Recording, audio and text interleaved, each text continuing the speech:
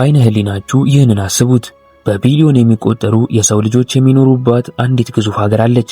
በዚች ሀገር ውስጥ በየትኛውም አደባባይ፣ በየትኛውም ጠባብ መንገድ፣ አልፎ ተርፎም በህንጻዎች መግቢያ ላይ የተገጠሙ በመቶ ሚሊዮን የሚቆጠሩ ካሜራዎች አሉ። እነዚህ ካሜራዎች ተራ ምስል የሚቀርጹ አይደሉም።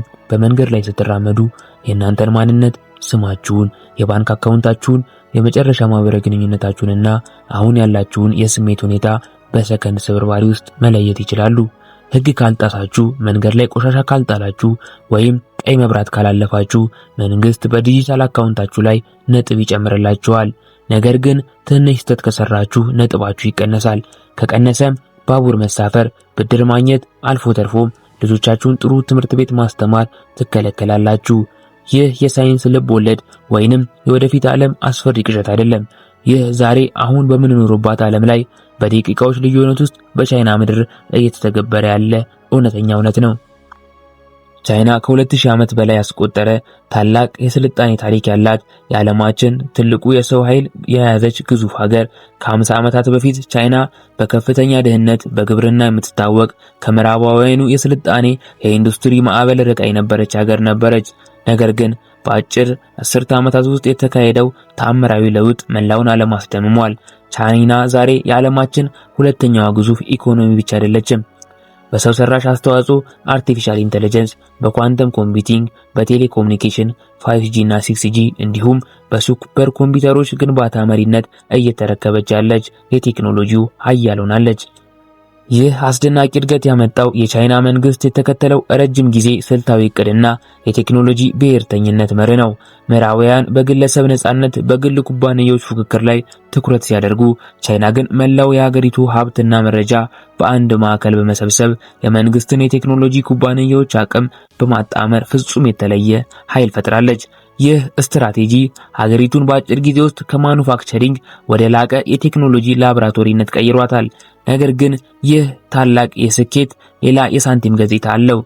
ቻይና የቴክኖሎጂ እድገት የመጣው በሰዎች ግላዊነት ነጻነት ዋጋ ላይ ነው የሚሉ በርካታ ምዕራባውያን ተቺዎች አሉ።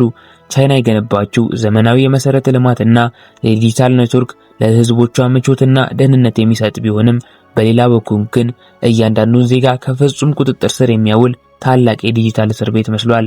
ዛሬ የምንመረምረው ታሪክ ይህንን ሁለትዮሽ ባህሪ ነው። በአንድ በኩል የሚገርም የኢንጂነሪንግ ተአምር፣ በሌላ በኩል ደግሞ አስፈሪው ቁጥጥር መረብ። ይህንን ሚዛን ጠብቀን ወደ ዋናው ታሪክ ጠልቀን እንገባለን። በቻይና ዋና ዋና ከተሞች ለምሳሌ እንደ ቤጂንግ፣ ሻንካይ ወይም ሸንዙን ባሉ ከተሞች ብትመላለሱ የሰዎች ዕለት ተዕለት ኑሮ ከቴክኖሎጂ ጋር እንዴት እንደተዋሃደ ስታዩ ትደነቃላችሁ። እዚያ ለመገበያየት፣ ምግብ ለመግዛት ወይም ባቡር ለመሳፈር ቦርሳችሁን ከፍታችሁ ገንዘብ ወይንም ክሬዲት ካርድ ማውጣት አያስፈልጋችሁም። ምን እንደሚያስፈልግ ታውቃላችሁ? የእናንተ ፊት ብቻ። ፔይ ዊዝ ዩር ፌስ ወይንም በፊት መለያ ስርዓት መክፈል በቻይና የተለመደ የአኗኗር ዘይቤ ሆኗል። ካሜራው ፊታችሁን ይመረምራል፣ ከባንክ አካውንታችሁ ጋር ይገናኛል፣ በሰከንድ ውስጥ ክፍያው ይጠናቀቃል። ይህ እጅግ ዘመናዊና ፈጣኑ የኑሮ ዘይቤ ነው። ነገር ግን ከዚህ ምቾት በስተጀርባ ስካይኔት የተባለው የቻይና ግዙፍ ብሔራዊ የክትትል ስርዓት ይሰራል። በሀገሪቱ ውስጥ ከ400 ሚሊዮን በላይ የፊት መለያ ካሜራዎች ተተክለዋል። እነዚህ ካሜራዎች በተራቀቀ አርቲፊሻል ኢንተለጀንስ የታገዙ በመሆናቸው በአንድ ጊዜ በቢሊዮን የሚቆጠሩ ሰዎችን ፊት ለይተው ታሪካቸውን በመዝገብ ይችላሉ። አንድ ሰው በህዝብ መካከል እየተራመደ ቢሆን እንኳን ካሜራው ግለሰቡ ማን እንደሆነ፣ የማን ዘመድ እንደሆነ፣ ምን አይነት ወንጀል ሪከርድ እንዳለው ወዲያውኑ ለፖሊስ መረጃ ይሰጣል። አልፎ ተርፎም ፖሊሶች ይህንን ልዩ የሆነ ቪዲዮ መነጽሮችን በማድረግ በመንገድ ላይ የሚራመዱ ሰዎች ታሪክ ልክ በኮምፒውተር ስክሪን እንደሚታይ መመልከት ይችላሉ። ይህ የቁጥጥር ባህል ይበልጥ ወደ ነዋሪዎች ህይወት የገባው ማህበራዊ ክሬዲት ስርዓት ሶሻል ክሬዲት ሲስተም ከተተገበረ በኋላ ነው። እያንዳንዱ ዜጋ የ1000 ነጥብ መነሻ ይሰጠዋል። አንድ ሰው ጥሩ ዜጋ ከሆነ፣ በፈቃደኝነት ስራዎች ላይ ከተሳተፈ፣ ደም ከለገሰ ወይም መንገድ ላይ ሽማግሌዎችን ካገዘ ነጥቡ ይጨምራል። ነጥቡ ከፍተኛ የሆነ ዜጋ በባንክ ብድር ሲጠይቅ አነስተኛ ወለድ ያገኛል። ሆቴል ሲይዝ ቅድሚያ ክፍያ አይጠየቅም። በነጻ ሕክምና አገልግሎት ያገኛል። ነገር ግን በመንገድ ላይ ሕግ ከጣሰ፣ ማህበራዊ ሚዲያ ላይ የመንግስትን ፖሊሶች ከተቸ ወይንም በስራ ቦታ ሰዓት ካላከበረ ነጥቡ ይቀነሳል። ነጥቡ በጣም ዝቅተኛ የሆነ ሰው ፍጥነት ባቡር ትኬት መግዛት አይችልም። የአውሮፕላን ጉዞ ይከለከላል። አልፎ ተርፎም የኢንተርኔት ፍጥነቱ በከፍተኛ ደረጃ እንዲቀንስ ይደረጋል። ይህ የቴክኖሎጂ አጠቃቀም የሰዎችን የሥነ ምግባር የመቅረጽና ሰዎችን በዲጂታል መንገድ የመግዛት ፍጹም አዲስ ዓለማችን አስፈሪ ባህር ሆኗል። ቻይና ሰዎችን በመቆጣጠር ረገድ የምታሳየው አስፈሪ ፍጥነት በመሰረተ ልማት ግንባታ ላይ በደመቀ ሁኔታ ትደግመዋለች። በዓለም ላይ የመሰረተ ልማት አውሬ ኢንፍራስትራክቸር ሞንስተር የሚል ቅጽል ስም ተሰጥቷታል። ለዚህም በቂ ምክንያት አላት። በአውሮፓ ወይም በአሜሪካ የአንድ ትልቅ ድልድይ ወይንም ባቡር መስመር ግንባታ ለማጠናቀቅ 10 ዓመታትን ሲፈጅ፣ ቻይና ግን በጥቂት ቀናትና ወራት ውስጥ አስደናቂ ታሪኮችን ትሰራለች። ለምሳሌ በቤጂንግ የሚገኘው ሳንዩዋን ድልድይ ሙሉ በሙሉ አፍርሳ በአዲስ መልክ ለመገንባት የፈጀባት ጊዜ ምን ያህል ይመስላችኋል? 43 ሰዓት ብቻ። አዎ፣ ከሁለት ቀናት ባነሰ ጊዜ ውስጥ ግዙፍ ድልድይ ሰርተው ለትራፊክ ክፍት አድርገዋል። ይህንን አስደናቂ ፍጥነት ይበልጥ የምናየው ባቡር መስመር ግንባታ ላይ ነው።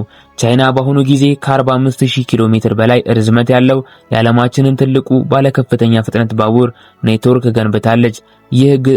ይህ ርዝመት መላውን ዓለም በምድር ወገብ ላይ 2 ጊዜ መዞር ይችላል። እነዚህ ባቡሮች በሰዓት እስከ 350-400 ኪሎ ሜትር ፍጥነት እየበረሩ ከተሞችን፣ የንግድ ማዕከላትን ያገናኛሉ። ይህንን የመሰረተ ልማት አውታር ለመገንባት ቻይና በቢሊዮን የሚቆጠር ቶን ሲሚንቶና ብረት ትጠቀማለች። የሚገርመው እውነታ ቻይና በ3 ዓመታት ውስጥ ብቻ የተጠቀመችው የሲሚንቶ መጠን አሜሪካ በ20ኛው ክፍለ ዘመን በሙሉ በ100 ዓመታት ውስጥ ከተጠቀመችው የሲሚንቶ መጠን ይበልጣል። ይህ የኢንጂነሪንግ አቅም የሀገር ውስጥ ኢኮኖሚን ብቻ ሳይሆን የዓለምን ንግድ ለመቆጣጠር ታስቦ የተሰራ ነው።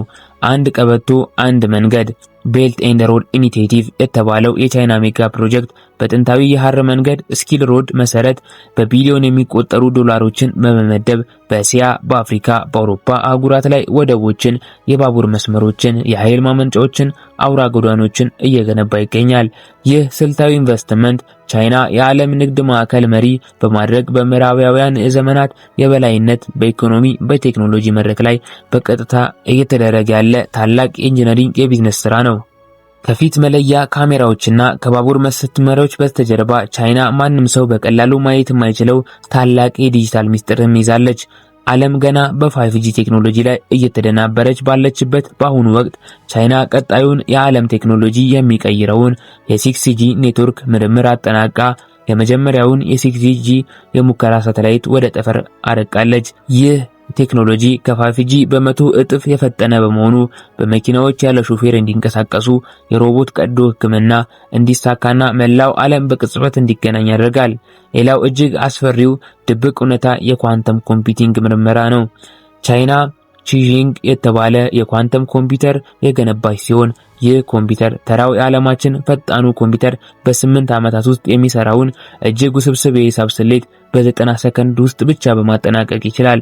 ይህ ማለት ምን እንደሆነ ታውቃላችሁ? ይህንን ኳንተም ቴክኖሎጂ የያዘ መንግስት በማንኛውም ዓለም ሀገር ውስጥ ያሉትን ወታደራዊ፣ የባንክ ደህንነትና ሚስጥራዊ ኮዶችን በሰከንድ ውስጥ ሰብሮ መግባት ይችላል። ይህ ፍጹም የሆነ የዲጂታል የበላይነት ወታደራዊ የቴክኖሎጂ አቅም ነው። ይህ ሁሉ የቴክኖሎጂ እድገት ለዓለም ትልቅ ስጋት እየፈጠረ ይገኛል። በርካታ ሀገራት ቻይና የገነባቸውን የቴክኖሎጂ መተግበሪያዎች ለምሳሌ እንደ ቲክታክ ያሉትን የቴሌኮም መሳሪያዎችን ሁዋዌ ለስለላና ለመረጃ ስርቆት ትጠቀምበታለች በሚል እገዳዎችን እየጣሉ ይገኛሉ። ስጋቱ የመረጃ ስርቆት ብቻ አይደለም። ቻይና ይህንን ሀገር ውስጥ የሞከረችው የዲጂታል አምባገነንነትና የቁጥጥር ሞዴል ቴክኖሎጂ ለሌሎች አምባገነን የዓለም መንግስታት በመሸጥ የሰዎችን የዲሞክራሲያዊ መብት እና ነጻነት አደጋ ላይ እየጣለች ነው የሚሉ ስጋቶች በከፍተኛ ደረጃ እየጨመሩ መጥተዋል። ቻይና ግን ይህንን ትችት አትቀበለውም። ቴክኖሎጂ ለዓለም ሰላምና እድገት የተሰራ መሆኑን ትሟገታለች። የወደፊቱ ዓለም በቴክኖሎጂ የተራቀቀና የበለጸገ እንደሚሆን ምንም ጥርጥር የለውም። ነገር ግን ያ ዓለም የሰዎች ነጻነት የሚከበርበት ወይንስ እያንዳንዱ እንቅስቃሴያችን በካሜራ የሚቆጣጠርበት ዲጂታል እስር ቤት ይሆናል? መልሱ ያለው ዛሬ በምንወስናቸው ውሳኔ ላይ ነው።